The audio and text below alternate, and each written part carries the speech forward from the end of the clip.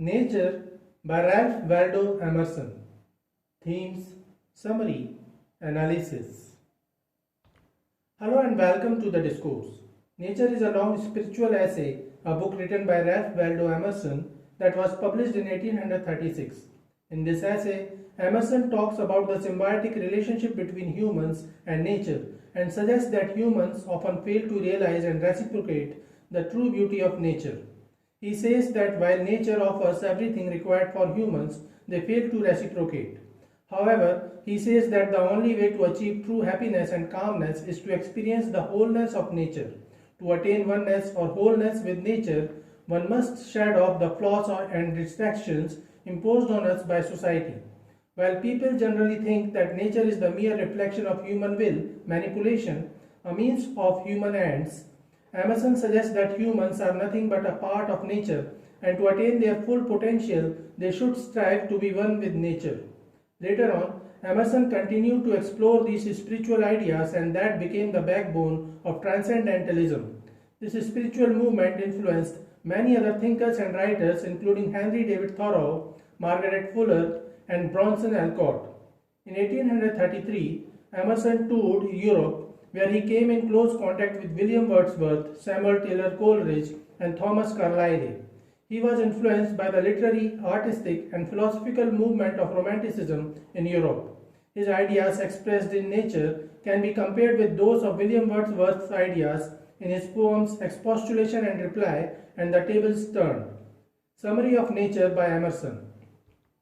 In the preface's first edition, published in 1836, Emerson used a passage from the Neoplatonic philosopher Plotinus, which suggests the primacy of spirit and human understanding over nature. In the second edition, published in 1840, he changed the introduction and used one of his own poems instead, which emphasizes the unity of all manifestations of nature, nature's symbolism, and the perpetual development of all nature's forms towards the highest expression as embodied in man. Emerson divided his transcendentalist essay into an introduction and 8 following parts while outlining his initial ideas about the fundamental relationship of humanity with nature. These 8 parts are nature, commodity, beauty, language, discipline, idealism, spirit, and prospects. Introduction. In the introduction, he expresses his ideas while stressing that the current generation must avoid using the traditional knowledge and information given by the past. Rather, we should explore and find the hidden treasures of nature on our own. He says that God or nature are the two sides of the same coin, that we should explore through our own personal, direct relationship to the two and revelations about the world. He advocates for spending time alone in nature. Chapter 1, Nature. He asserts that all our queries about the universe can be answered by our experience of life and by the world around us. Emerson identifies nature and spirit as the components of the universe. He defines nature, the not me, as everything separate from the inner individual, nature, art, other man, and our own bodies. In common usage, nature refers to the material world unchanged by man. Art is nature in combination with the will of man. Emerson says that he will use both the meanings of nature in his essay. Emerson supports the Stoic idea that nature could be found as the source of moral principles and well-being. However, in the present age, he argues, few adult persons can see nature. Most people do not see the sun. At least they have a very superficial seeing. Seeing, understanding nature entails not only asking what nature is or how it operates, but also to what end is nature.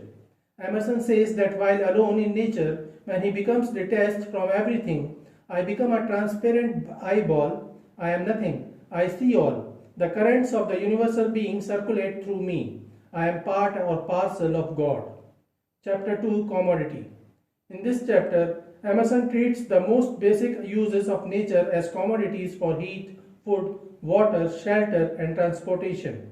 He discusses the practical usefulness of nature as a source of raw material and energy and says that all parts of nature as material, process, and result work toward the benefit of humanity. However, Emerson argues the use of nature as a commodity is the lowest of benefits and moves on to less material gifts and aspects of nature. Chapter 3, Beauty. In the third chapter, Emerson asserts that nature provides humanity with its ideas and standards of beauty. The standard beauty is the entire circuit of natural forms, the totality of nature. He says that nature not only works as a base commodity, but it also satisfies another human requirement, the desire for beauty. He defines beauty as the idea that something can produce delight in the viewer in and of itself and not for the usefulness it can provide. He says that nature's beauty invigorates the soul and hence no reason can be asked or given why the soul seeks beauty. He classifies beauty as physical beauty, moral beauty or virtue, and intellectual beauty or truth. Every object in nature has its own beauty, which is magnified when perspective allows a comprehensive vision of the whole. Emerson says that beauty stimulates the intellect and generates creativity. He defines art as the creation of beauty and says that all art is either the product of nature or the expression of it. Chapter 4, Language. In this chapter, Emerson says that just like beauty, language too is grounded in nature. He says that for a man, nature is a vehicle for thought. He supports his assertion in 3 steps. Firstly, he says that all words represent particular facts in nature, which exist in part to give us language to express ourselves. Even the words conveying intellectual or moral meaning can be etymologically traced back to roots originally attached to material objects or their qualities.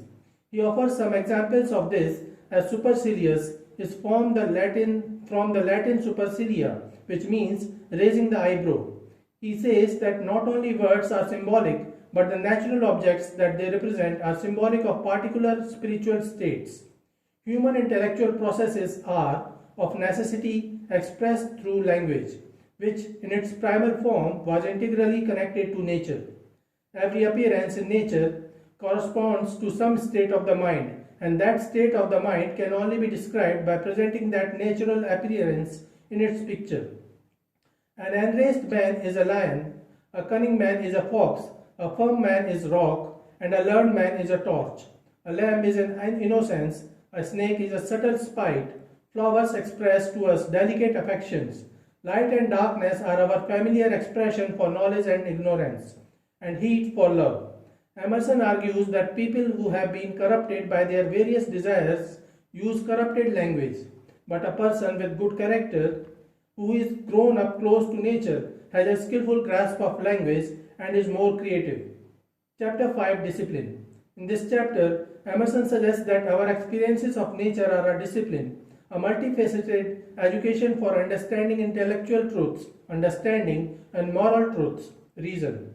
All of nature serves to educate man through both the rational, logical understanding and the intuitive, mystical reason. Through the more rational understanding, we constantly learn lessons about the similarities and differences between objects, about reality and unreality, about order, arrangement, progression, and combination. The ultimate result of such lessons is common sense. Emerson says that nature is bound to human will and is meant to serve man. We take what is useful from it in forming a sense of the universe, giving greater or lesser weight to particular aspects to suit our purposes, even framing nature according to our own image of it. Our intuitive reason provides spiritual and ethical ideas behind nature.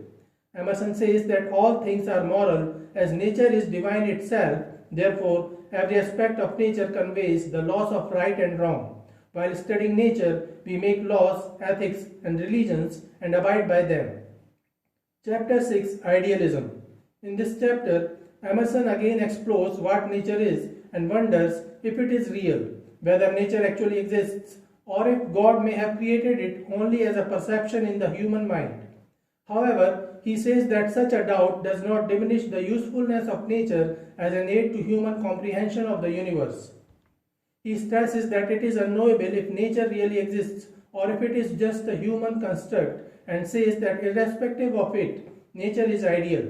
Even if nature is not real, the natural laws are verifiable and applicable. However, he says that such questions hint that nature is not real and harm the faith of the common man in the permanence of the natural laws. Any distrust of the permanence of laws, example gravity, would paralyze the faculties of the man. It doesn't really matter whether there is an external reality or whether everything we perceive is to be real, is just an illusion. Idealism imposes the superiority of spirit over nature. He mentions Kantian philosophy, which suggests that matter is a phenomenon. Chapter 7, Spirit. In this chapter, Emerson asserts that a true theory of nature and man must allow progressive dynamic comprehension. Emerson says that while extreme idealism denies the existence of matter or external reality, it is of no use if there is no distinction between the soul and the world, nature. When we recognize this distinction, we approve of individual liberty and the existence of each, and it makes it easy to understand their relation to one another. That is, how spirit, the supreme being, the universal soul, acts through us, as the life of the tree puts forth the new branches and leaves through the pores of the old, and thus is not subject to the human will, as with the rest of the world, nature. Chapter 8, Prospects. In the last chapter, Emerson suggests that it is better to observe the world as a naturalist rather than a student of empirical science. He says that empirical science hinders true perception by focusing too much on particulars and too little on the broader picture. Untaught sallies of the spirit advances the learned naturalist further than does precise analysis of detail. Different branches of science, example geology, use observations, measurements, and calculations to study nature, and they also isolate different elements of nature like rocks and minerals to study instead of considering those parts within the larger whole of nature. Emerson advocates for a more holistic, intuitive approach to studying nature, but he suggests that there is value in the kind of observation that scientists use. He calls this observation understanding, because people need to understand or observe the world before they can use their intuition to interpret those observations. He calls intuition reason.